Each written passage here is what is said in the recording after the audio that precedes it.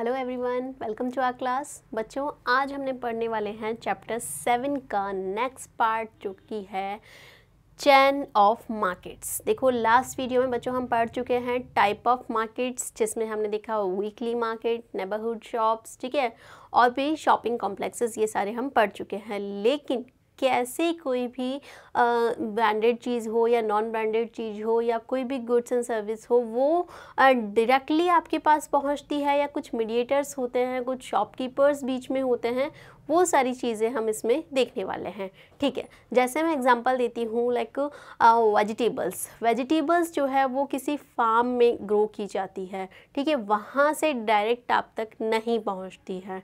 ठीक है, तो जो फार्मर होगा वो उससे लेकर आप तक पहुंचने में कौन कौन से ट्रेडर्स जो है वो एक चैन बनाते हैं। तो उस चैन सिस्टम को हम देखेंगे कौन कौन उसमें होते हैं।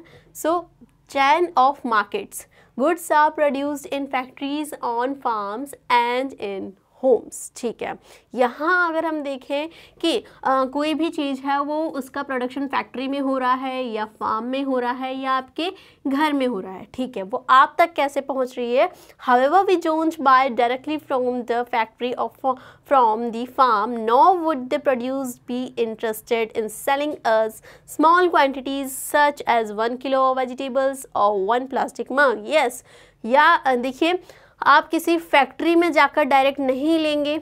कोई भी आपको प्लास्टिक का सामान चाहिए तो जाकर फैक्ट्री में बोलेंगे और चले भी गए ना तो कोई नहीं देने वाला, क्योंकि आपको क्या चाहिए होगा, कोई बहुत सारा तो चाहिए नहीं होगा ना आपको। जैसे कि प्लास्टिक मग चाहिए तो आपको ऐसा तो नहीं कि एक या दो चाहिए होंगे और वो आपको निकाल के दे देगा, नहीं, क्योंकि ये क्या होते हैं, एक तरीके से जो होल सेलर्स होते हैं, जो बल्क में चीज़ें लेते हैं, ये उन्हीं को जो है वो सेल आउट करते हैं। ठीक है, तो पर्टिकुलर किसी फैक्ट्री में प्रोडक्शन हो रहा है किसी चीज़ का, तो वहाँ से जो शॉपकीपर होगा, उसको शॉपकीपर नहीं बोलेंगे, हम उसे बोलेंगे होल सेलर, जो बल्क में चीज़ें वहाँ से खरीदेगा। ठीक है, फिर उन जो छोटे मोटे शॉपकीपर्स होंगे उनको जाके सेल आउट करेगा और उन शॉपकीपर्स से हम परचेस करेंगे। ठीक है, तो इस तरीके से क्या बन रही है, एक चेन बन रही है ना।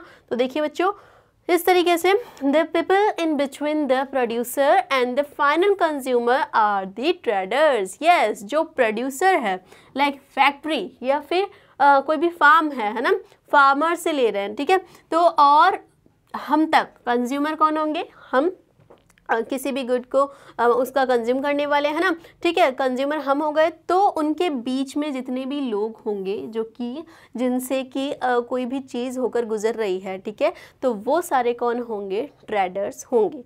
कुछ बड़े ट्रेडर होंगे और कुछ छोटे लेवल के ट्रेडर होंगे। ठीक है, तो ये इस तरीके से the wholesale trader first buys goods in large quantities. जैसा कि मैंने आपको बोला, बहुत बड़ी क्वांटिटी में अगर कोई चीज़ को ख़रीद रहा है तो उन्हें हम क्या कहेंगे, होल सेल ट्रेडर या फिर होल सेलर। ठीक है, for example the vegetable wholesale trader will not buy a few kilos of vegetables but will buy in large lots of 25 to 100 kilos. Yes, जो होल सेल ट्रेडर होगा वो कोई 1-2 kilo सब्जी नहीं खरीदेगा, बल्कि ज़्यादा से ज़्यादा 25 to 100 kg, ये फॉर एग्जाम्पल है ना।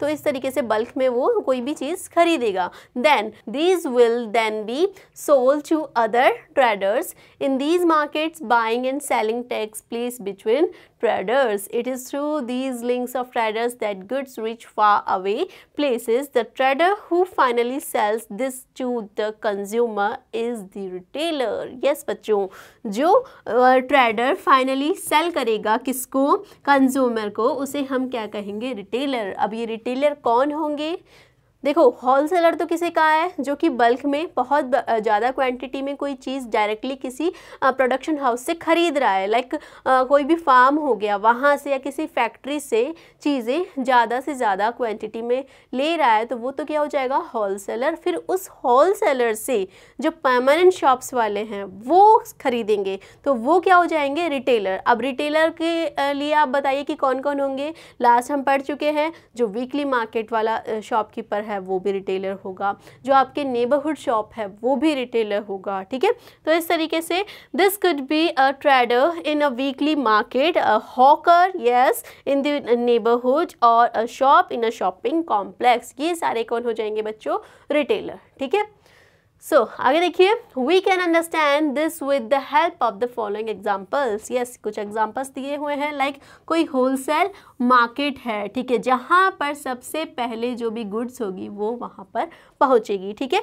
Wholesale markets goods first reach, then वहाँ से सप्लाई की जाएगी कहाँ पर, सप्लाई टू अदर ट्रेडर्स, जो भी आपके नेबरहुड शॉपकीपर्स इनके पास में, देन रोड साइड हॉकर, ये भी इसमें आ जाएगा, ठीक है। तो the city wholesale trader would have bought a large quantity of plastic items from the factory and stored them in a godown.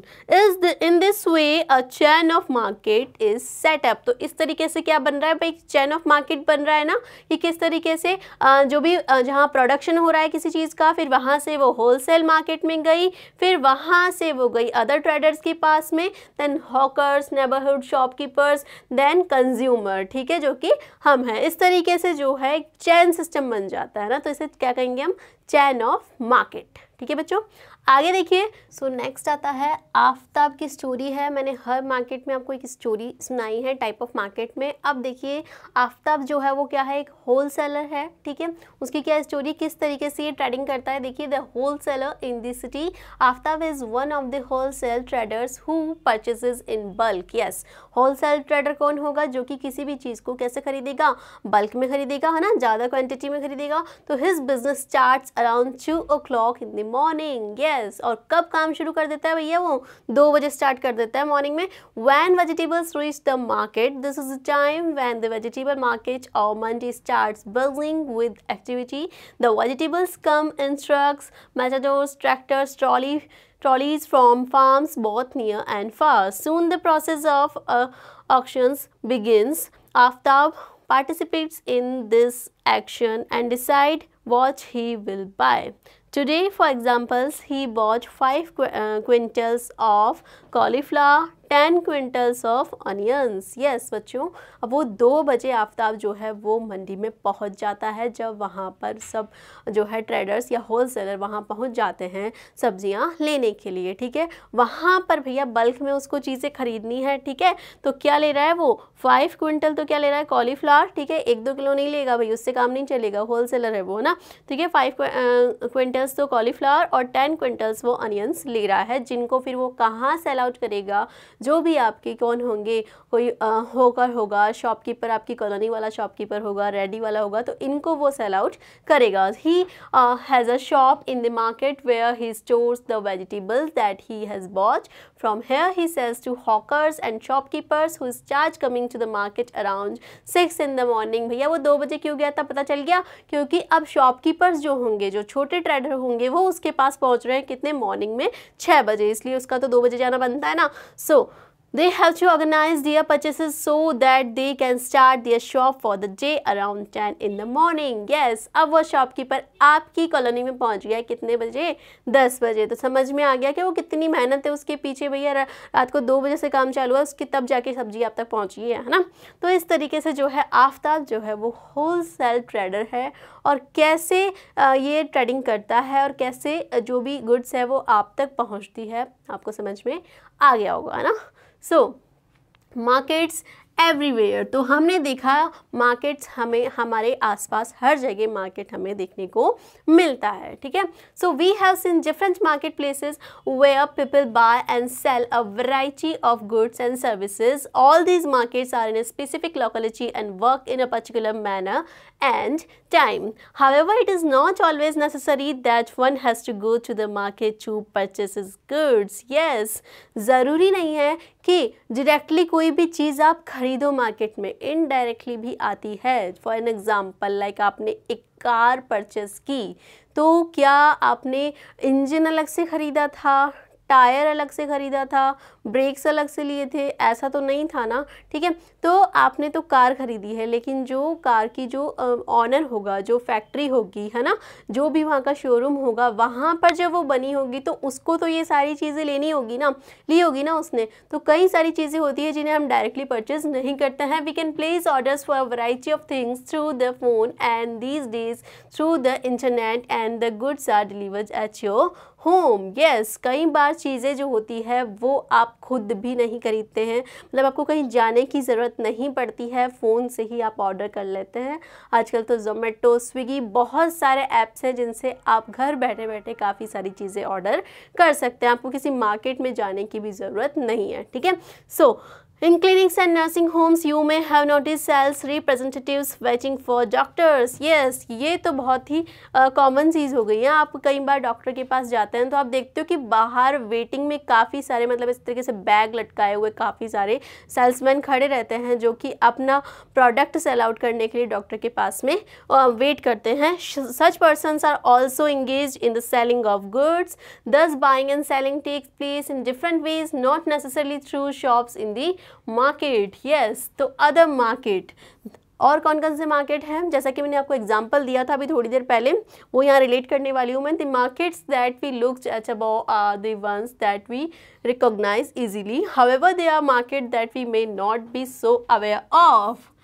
For example, this is because a large number of goods are bought and sold that we don't use directly. जैसा कि मैंने car का example आपको दिया।